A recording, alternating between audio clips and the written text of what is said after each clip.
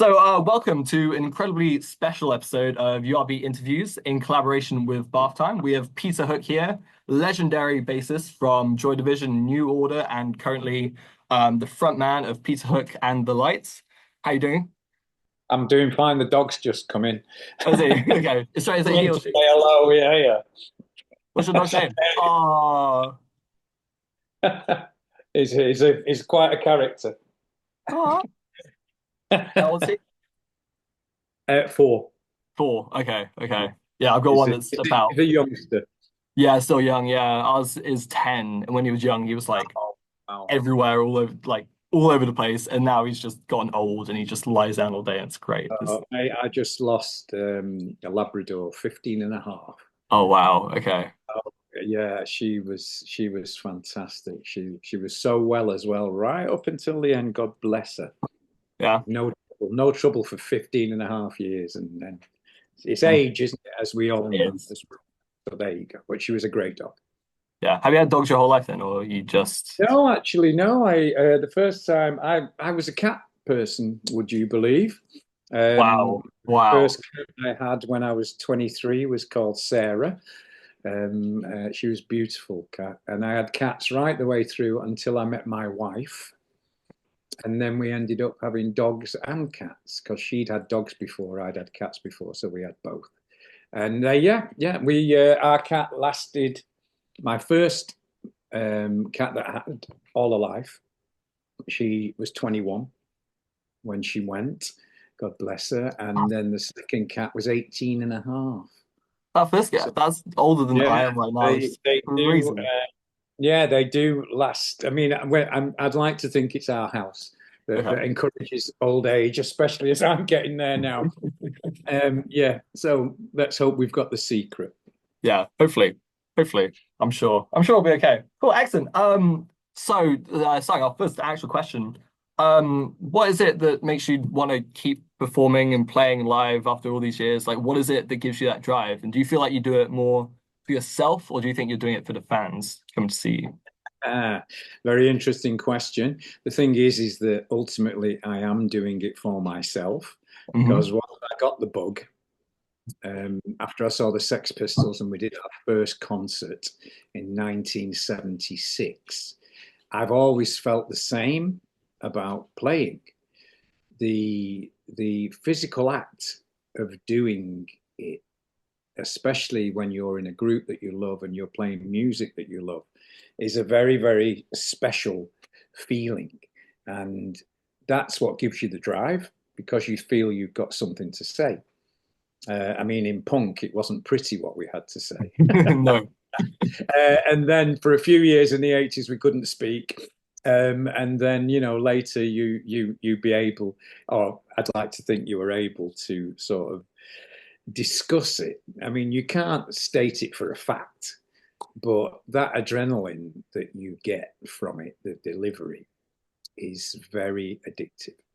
And the weird thing is that I've spoken to people, other musicians, and the odd thing is that when you don't play, you start feeling that nobody loves you. Okay. So you become Interesting. like a victim of your own success, if you like.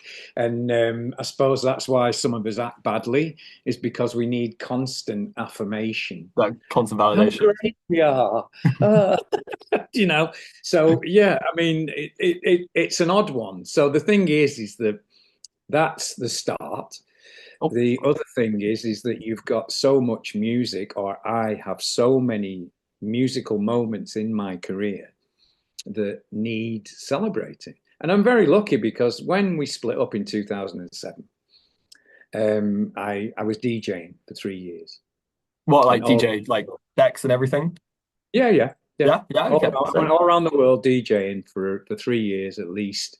I'd done it part time before, but I did it full time. I went around the world about 8 times, 3 years, and it was wonderful being paid to play other people's music. But the fact that I wasn't playing my own music when there was such an interest in it with Joy Division, which had caught up quite well with New Order at that point in 2010, I just thought, this is crazy. And I ended up investing in the factory, the old factory offices, with a partner of old friend of mine called Aaron Meller. And he said to me, "Why don't you play the opening night? Why aren't you playing?" And I was like, "You know what? I don't know why." So he said, "Play the opening night." So I knew my friends from Monaco, still friendly with those. I wasn't friendly with the others in New Order or Joy Division, but I was friendly with them. So we put a band together and we played some songs. And I just thought, oh my God, this is what I've been missing. This is what I've been missing. Now, the factory club is only, it's quite a small venue. So it was about 200 people. So I then tried to find a way of expressing my love for the music without being accused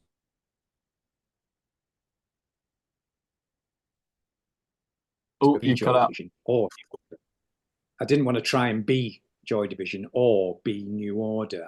I was trying, I thought, how can I do it? Because if you just play a set, it's like you're copying the band. It made me paranoid, and I didn't think people would like it. So the thing was, is that I read an interview with Bobby Gillespie where he said he was going to play Screamadelica in full because he felt that there were some songs that he never played live on the LP and he wanted to play them all live.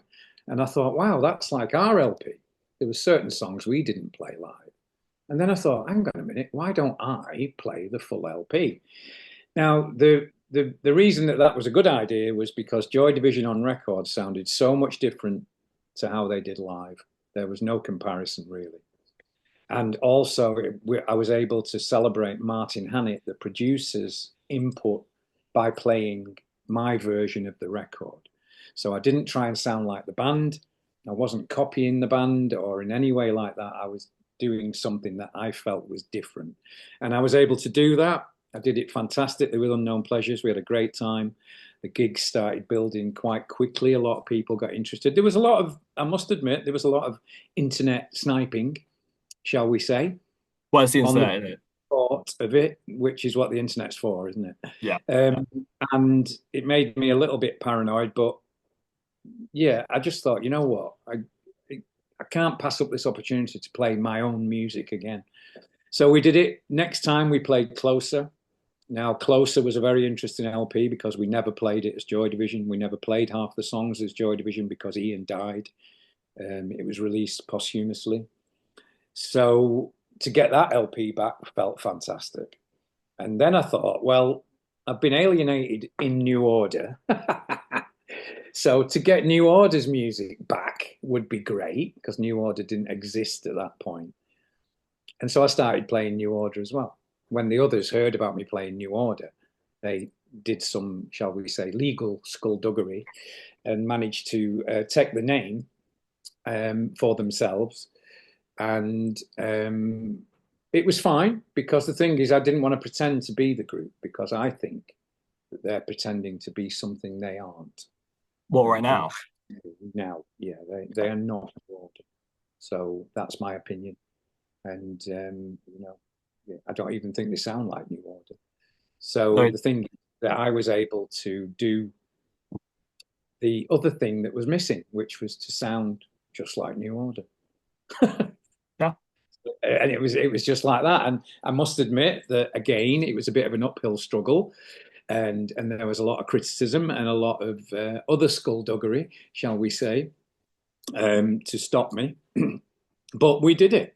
And as you said before, the thing about it is that I feel in great company when I play to people that love my music, our music, as much as I do. And it's as simple as that, to play. And a lot of the songs that I play haven't been played by New Order in any form Ever.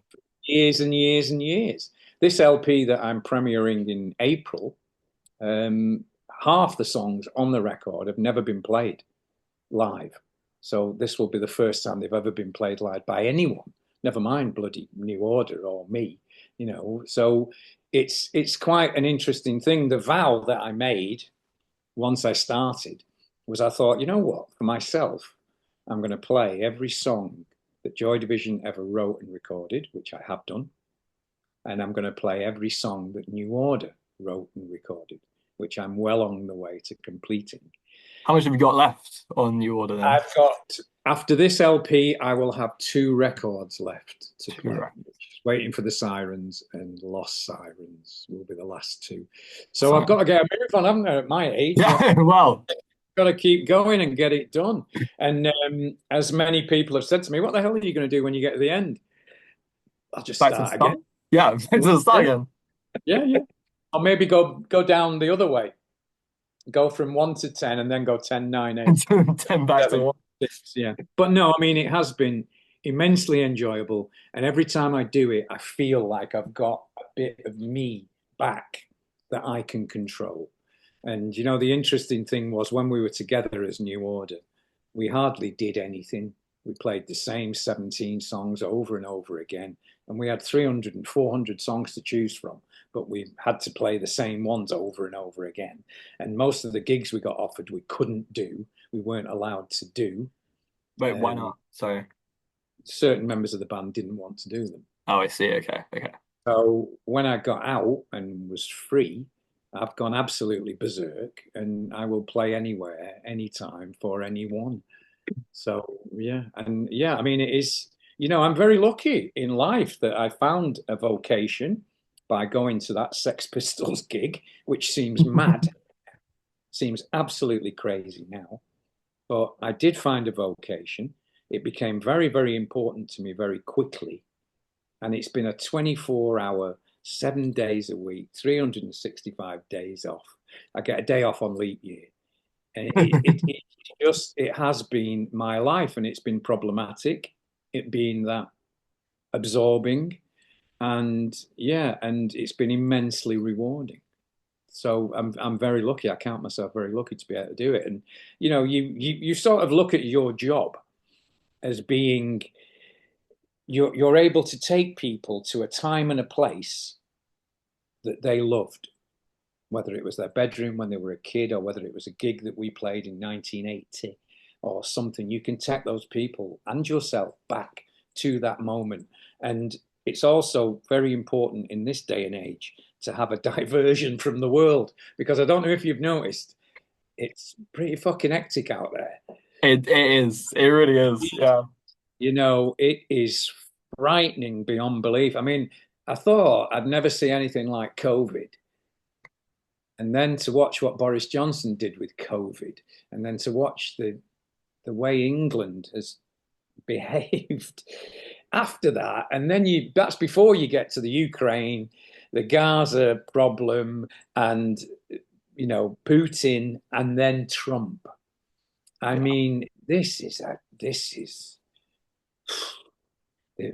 frightening times, my man. It's scary. And actually, I might ask you about that. I know it's a little bit not to do with the band and everything, but Oh, would you no. say right now feels the scariest out of like, your life, or can you remember another time where it's Well, felt? yeah, no, I mean, you know, all the Cold Wars, I was Mm, able to ignore because I was young and I didn't yeah. care. The problem is when you get of an age and you're worried about your children and your grandchildren, that is a different way of looking at life. You'll find out when you get there, I'm sure it and will.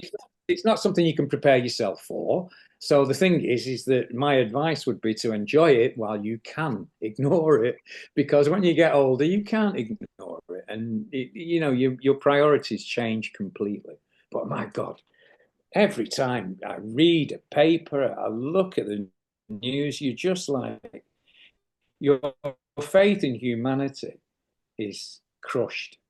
The post office scandal, the blood scandal, it's scandal after scandal. The people that are supposed to be in charge seem to be anything but in Anything but, charge, and certainly not capable.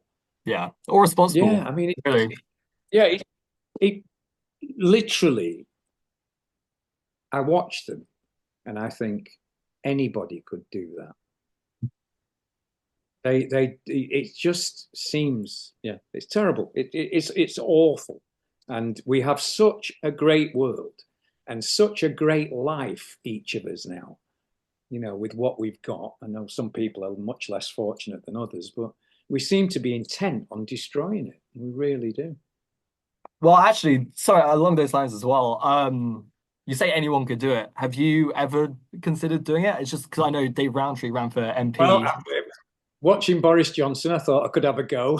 Yeah, Definitely. And I must admit, in Manchester, the mistakes that the people running Manchester have made, I definitely think I could have a very, very good go. good crack at it.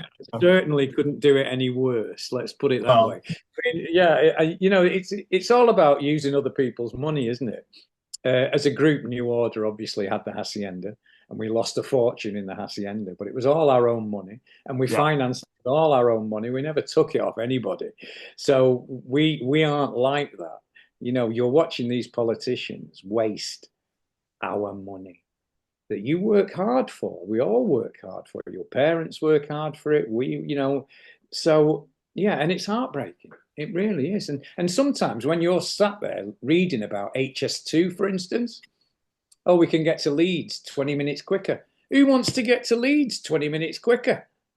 I certainly don't. I'll have all my Leeds fans up in arms now. But yeah, it's in the context of what we've got, how much was wasted on that and how much trouble it caused yeah. for So 20 much. minutes. Come Yeah, on. It's just balmy. But like I said, we're there, those musicians, those wandering minstrels, to bring people in, to give them a brief respite for hour and a half, 3 hours in my case. They can come spend 3 hours with me. That's how long we play. So yeah, that's what it's all about to me. yeah, We're I'm looking back at a wonderful age, and they're looking back, and that gives us the strength to carry on. I hope. yeah. Cool. Excellent. Yeah, no, sorry, you said about taking people back to a place, and I was just thinking, when I listened to Power Corruption Lies for the first time, it was literally about 200 meters in that direction at 1 a.m. I just remember walking through the dark, just listening to it and being like, wow, this, this is good. This is really good. So Well, I'm delighted because you see, I never get that feeling with my own record. I yeah, remember when I heard New Boots and Panties by Ian Jury. yeah, yeah, That was one of those moments. I had it on, and literally, I was looking at the record going round because I couldn't believe that what was coming off that record was so beautiful. And it's the only album I've ever played where I've had to turn it back over and play the whole thing again. And I was on again. my own as well, which was the weirdest thing. Because normally a lot of, when I was a kid, a lot of your time spending records and enjoying music was always with somebody else. But with New Boots and Panties, I was on my own in my You're on mate's your own. flat. Parents had gone away and we were all staying there. It was like a frat house. And yeah, they'd all gone out and I was on my own and I got this record that day and I put it on and oh my God. I mean, one of my big regrets is not seeing Ian Jury. Injury. Yeah, Yeah. really a big regret actually. But there you go. Okay. Well, actually on that as well, do you get the chance to listen to much like modern music, much new music? Do you try and listen to Yeah, new I stuff? do. Whenever somebody introduces me to something, Spotify is really good for that Yeah. because Spotify, you can put something on. When the album finishes, it goes off into your algorithm, doesn't it? It's whatever So, songs it thinks you'll like. Yeah. yeah, some of the stuff that it introduces you to is great. I was listening to Inhaler the other Hello. day. Pretty well. Yeah. Yeah, so that was quite interesting. From weird, it was like U2, Funny obviously, that. Well, yeah. without the hooks. But yeah, it was good, and it was nice to hear what Bono used to sound like. I met Bono when he was 15. He came to the studio when we were in the studio because they were using our producer, Martin Hannett. And I mean, I felt old then. I was 22. And these kids had arrived, excuse me. These kids had arrived to see Martin Hannett. And I don't know whether I felt jealous or whether I thought, why are they disrupting our session? You know what I mean? So I stormed into the room and said to the producer, I said, we're waiting, the enemy on the wrist and all this lot. And these four kids were sat there like that, looking at me because I was in Joy Division. So yeah, that was the first time that I heard of U2. They went on to do 11 o'clock TikTok with Martin Hannett, who was our producer. So yeah, I mean, great band. U2, fantastic group. I must admit, they've made some wonderful records. Do you have So, an all-time do you have an all-time hmm? favorite? All-time favorite band. Yeah. Oh my God! Now, And you're now allowed to you're say any band that you've been a member of as well. That's no, no. included. Oh my God! I'm not an all-time favorite of any of them. I'll tell you that. No, I mean the most fun I've had playing my music has been with the light. Yeah. Uh, and I think that that's because they're different, and you don't have the problems. You don't bring the problems to the light that you brought to Joy Division and New Order. My favorite band, oh my God, it'd be a toss-up between The Doors and Led Zeppelin. Okay. Cool. Yeah, without a doubt. Yeah, I went to see Led Zeppelin live. I didn't get to see The Doors, but God, they were amazing. What an amazing concert. But I mean, I watched Led Zeppelin, and I didn't feel at that moment that I could ever be a musician. When I went to How old see were you when yeah, when I went to see the Sex Pistols, I was 16 when I went to see Led Zeppelin. Okay, okay. When I went to see the Sex Pistols, I was 20, and they were so bad that I thought, my God, I could do that. I could tell everyone to fuck off. Yeah, it was just like, wow, this is what I've been looking for. That age. I don't know how old you are, but I'm 20 years old actually right there now. you So go. same as you would have been, yeah. When I was at your age, and whilst I was enjoying myself greatly, I was working. So I was just doing 9 to 5, had weekends off. And then when I saw the Sex Pistols, I thought, I've got to join a group for no Yeah. reason. I'd never played an instrument. I just had to join a group. And once you could join the group, that was it then 24/7, 365, as I said before. So, yeah, it was weird, to watch something as musically accomplished as Led Zeppelin and not it didn't even enter into my consciousness that I could do it. And then to watch the Sex Pistols and think I could do it. And then, surprise, surprise, you were able to do it. Yeah. And you had not only one fantastic band, but two. It's like, wow. And then to go on to write the songs that we did and achieve the things that we did. I mean, would anybody have told me at the Sex Pistols gig that I'd be doing the England World Cup song, 20 years later? I think I would have laughed. Yeah.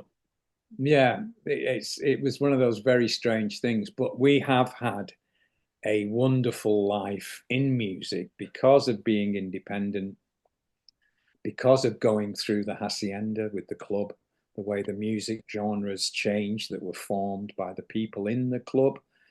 I mean, we've been very, very lucky. I'm definitely in the right place at the right time for so many things to go through post-punk with all the Human League and Heaven 17 and all those fantastic bands, Einsters, Ender New Barton. My God, the list is endless. Bow Wow Wow, Bauhaus. And then to go through Acid House, which was a revolution. And then to get to Manchester, which was another Yeah. musical revolution Yeah. centered on the Hacienda. I mean, I wish I could remember some of it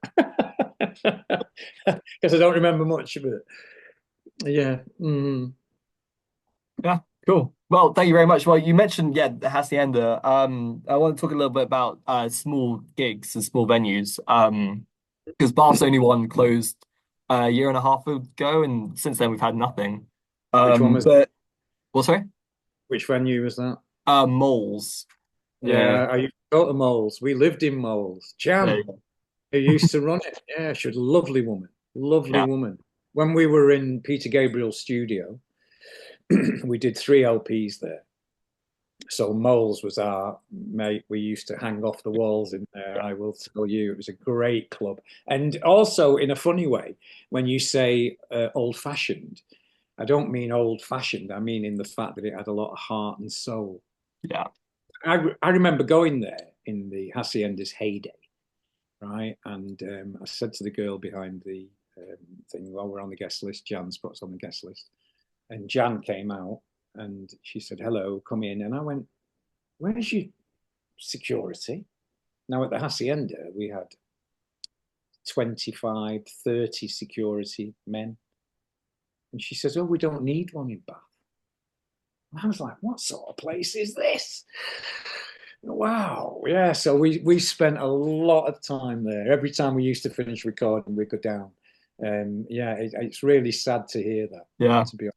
I mean, these gigs are vital to music because you can't all play bloody arenas. This is what arenas seem to forget. Why don't arenas have a small club where people can play? Because how the hell are you supposed to get from the small one To the to big one. the There's no big middle one? ground. It doesn't make any sense. Now, I remember it's quite interesting because people say to you, what's your best audience size to play to? We played a gig as Joy Division at a club in Oldham called Tower Club. It was about 200 people, and nobody came to see us. No one. The place was completely Like empty. empty, No one empty. Okay. empty. No one Okay. came. The barman was sweeping the floor while we were playing because we still played, And then you end up doing Glastonbury for 175,000 people. So the way I look at it is, as long as it's in between naught and 175,000, then I'm happy. Then you're Right? happy. Yeah, absolutely.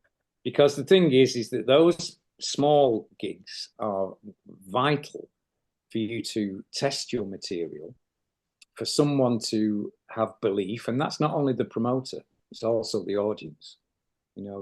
People have to be interested in music, and they are still very interested in music. My partner that I was talking about before, Aaron Meller, he specializes in rescuing small venues. I might Okay. mention this to him actually, because he's called the Tokyo Project, and he's got Gorilla in Manchester. He's got loads of clubs, factory. They're all practicing small music venues. So I will mention that Moles has gone. Has it gone bankrupt? Is that what happened? Yeah, it went under. It announced, I think it was October 23 that it said, like it literally put out a statement saying, yeah, we're closing as of midnight. There Right. we Well, go. okay. I'm going to mention it to him, and we'll see if we can pull it back. That'd be great, wouldn't it? Wow. That'd be incredible. That would be I genuinely mean, incredible. he's got 75 clubs now all over the Wow. world. Ibiza, God, Mallorca, everywhere, all around America. He's got clubs in LA, in New York. He's become quite a big cheese, and he's still got a lot in Manchester. So yeah, I will ask him. I will ask him. So yeah, that'd be incredible. Yeah. Loves history, you see. He's one of these people that loves history. Because when he came to me, when the factory offices Yeah. that Factory Records built, it came up and they were going to demolish it. And so me and him stepped in and did a long lease on it to keep it going. And it's been quite a successful club. Still going now, big student following. Every year it gets another student following. And it's had its ups and downs, but it's still going, which is, I'm immensely proud of keeping the factory heritage. We couldn't keep the hacienda. So to keep that, you just feel like thank God for that. Just managed to keep the developers at bay. Yeah, keep them away. Yeah. Mm. Excellent. Yeah, so we're coming to the end. I just wanted to ask you a couple just short questions. When playing live, do you have a favorite deep cut? You say you play every single song, but is there a deep cut that you absolutely love from any of your bands that like you just want to just show some love to? With me, it's Born Slipping that I do. I love that one, but I did come across a wonderful statistic that 1,000 DJs were asked by Mixmag what record they put on to rescue a night. We've all had those nights, haven't we, when you need rescuing? Yeah, This is yeah, yeah. anyway, this is going down. What am I going to put on? I always put on Lager, because it just seems to get everybody going. But yeah, the record chosen by over 95% of the 1,000 DJs was Blue Monday. Wow. And I don't play Blue Monday. So Well, yeah, it was weird, isn't it? And I'm obviously missing a trick there. yeah. Interesting. So yeah. I mean, Yeah. DJing, I must admit, is much more nerve-wracking than playing in a band. Would you say? Okay.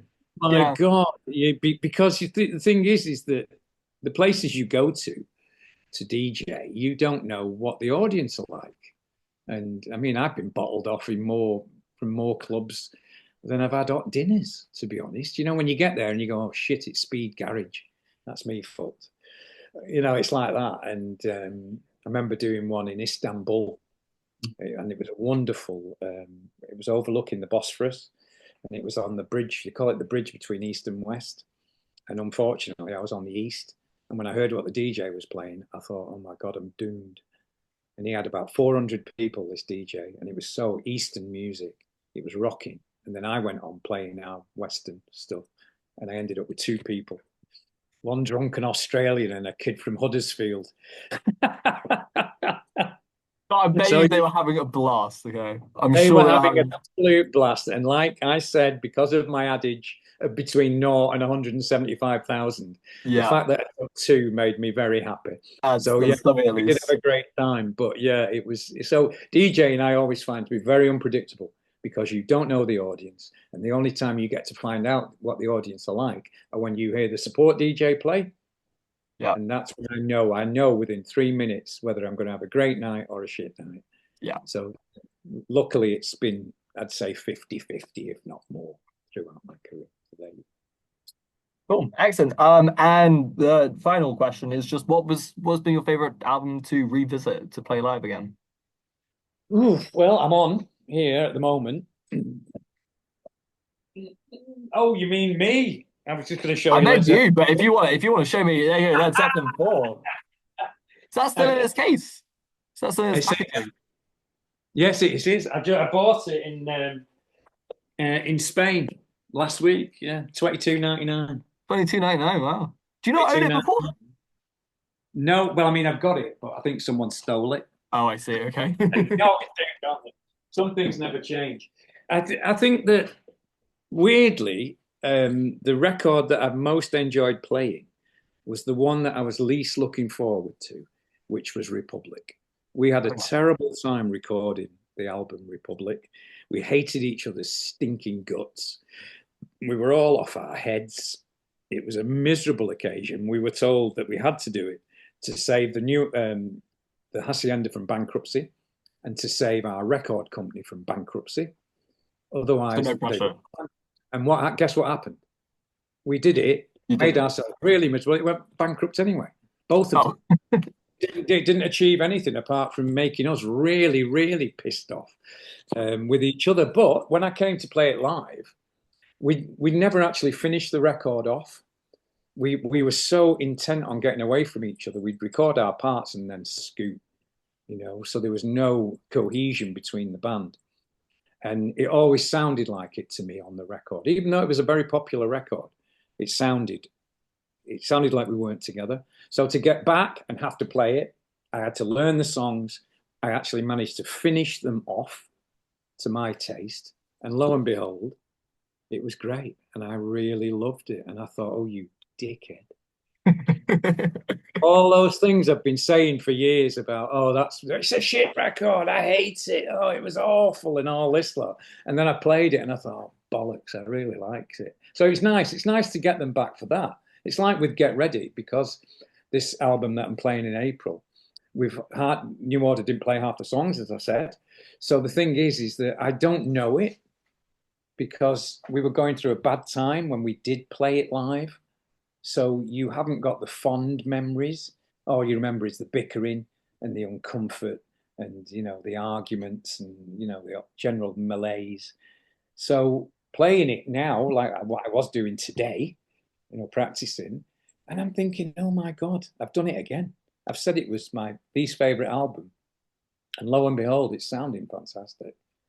So that for me, that's good. And like I said to you before about Closer with Joy Division, if the other two, Barney and Steve, they should definitely play Closer because to yeah. get that made me feel whole again. It really did because that was such an awful, awful loss. Not only had we lost Ian, and he was 23, we were 23, to lose the LP and the group, it was just absolutely heartbreaking, really. I mean, I don't know now how we found the strength to carry on, to be honest, because But it's so much, and to lose Joy Division, to stand there and go, oh my God, we've not only lost our friend, the lead singer, who was wonderful to us and with us, but we've also lost the group. It was amazing that we met up that Monday and decided to do it again, the Monday after the inquest. It was, yeah, incredible. I can't believe it. Can't believe how we found the strength to do it. Yeah. Huh? Well, the world is grateful you did, Oh, really. well, thank God for that. Thank you. Well, yeah. Excellent. Well, yeah, thank you very much. You're welcome. That's It was an absolute pleasure. And if you want to come and see us anytime, just oh let Ian know, and I'll stick you on the list and give you a big hug. yeah, excellent. Great. Well, I would love to. All right, Yeah, thank mate. you very much. All right. Have a You great take rest of your care of day then. yourself. And Cool. I will ask him about moles. I'll do it now before I forget. Cool. Excellent. That would be Take care. genuinely insane. Yes. Bye. Incredible. All right. Thanks. Bye.